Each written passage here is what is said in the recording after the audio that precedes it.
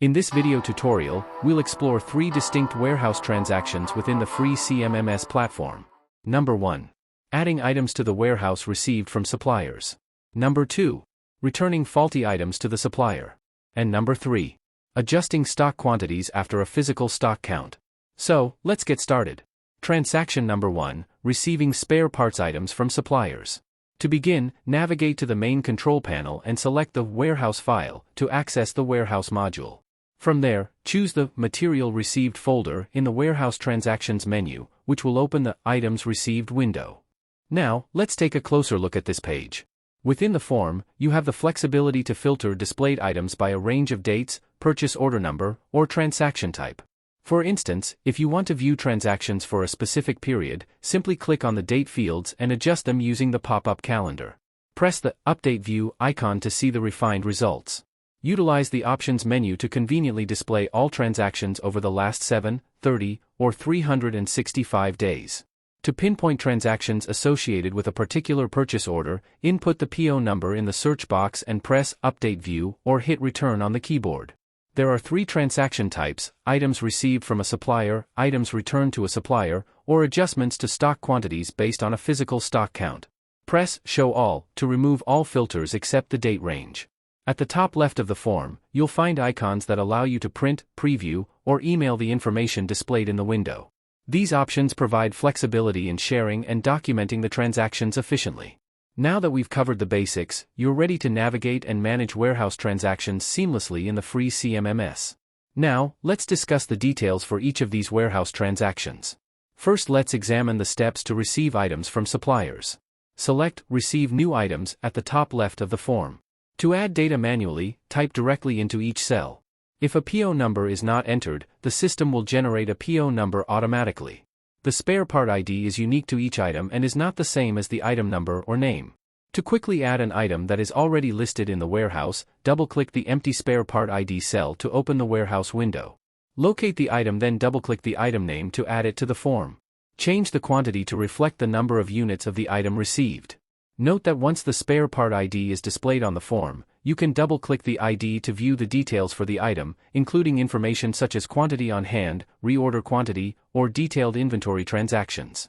If the item is not listed in the warehouse, type its name in the item name cell. So, for example, enter a new item name in the item name cell. Now select the unit price cell and enter the cost of the item. Next, select the quantity cell and enter the number of items received. When done, select the unit of measure, UOM, from the drop-down list, or leave it empty. Do not type a unit of measure that is not shown on the drop-down list.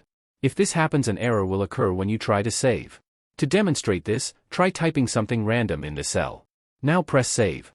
Note that the system will generate an error. Correct the error by typing only names that are available from the list. If you need to add a new name that is not on the list, leave the cell empty, press Save, then navigate to the Warehouse module. Now, on the bottom right of the form are files that are related to the warehouse file. Select Unit of Measure file. Now add the name for the new unit of measure at the bottom of the list. For example, type the name None at the bottom of the UOM form. Press Save to save the new name, then press Return to go to the warehouse module form. Now pay attention to this next step. Select the Material Received folder. The most recent items received will be at the top of the list. Double-click the item name whose UOM needs to be changed. This will open a Spare Part Received ticket for that item. Change the UOM of the item to None using the drop-down list. When done, press Exit at the top of the ticket to return to the Warehouse Receival window. Note that the UOM of the item has been changed to None. You can repeat this process to change the UOM of any item displayed in the window. This completes the exercise of manually adding items received from suppliers into the spare parts warehouse. Now, a faster method to add items from suppliers into the warehouse is the copy and paste method.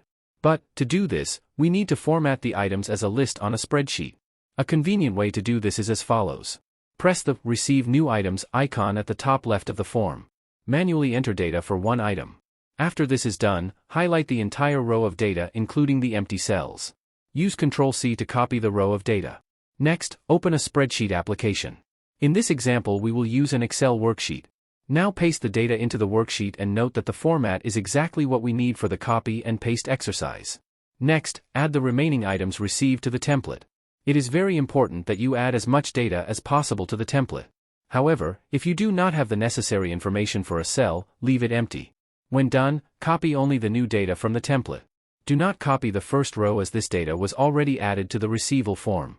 Now, return to the material receival form and select the last row.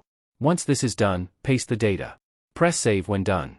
This completes the first transaction of receiving items from suppliers and adding them to the warehouse. Now, on to the second transaction, which details the steps to return faulty items to a supplier. Note that the method to receive and return items to suppliers is almost identical. Navigate to the Warehouse module and select Material Received folder from the Transactions menu. Search for the PO number on which the item was received. Double-click the PO number to open the receival form.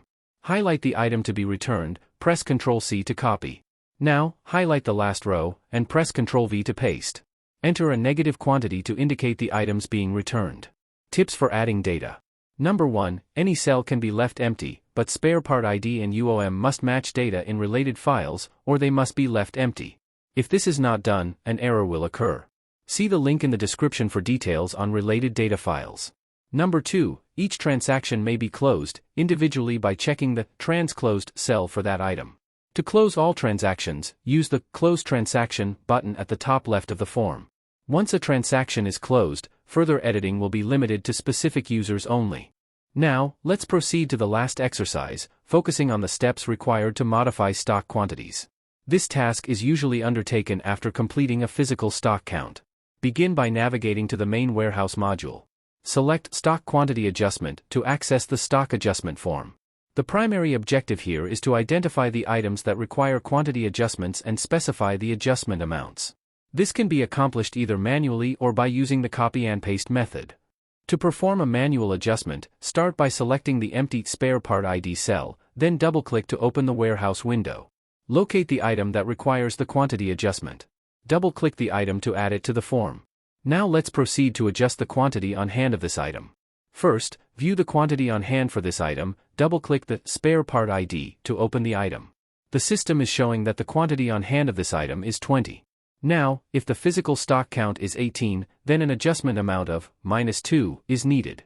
Return to the adjustment form and enter -2 in the quantity column. Press Save, then double-click the Spare Part ID and observe that the quantity on hand is now 18. If multiple items require adjustment, the copy and paste method, previously discussed, can be utilized. Prepare a spreadsheet listing the items, ensuring that only the item name and adjustment amount columns contain data, leave all other columns empty. Copy this list including the empty cells. When done, return to the stock adjustment form. Highlight the last row of the form. Now paste the data. This concludes the tutorial on receiving items, returning items, and adjusting stock quantities in the free CMMS. Please like, subscribe, and leave a comment to help us create more help videos.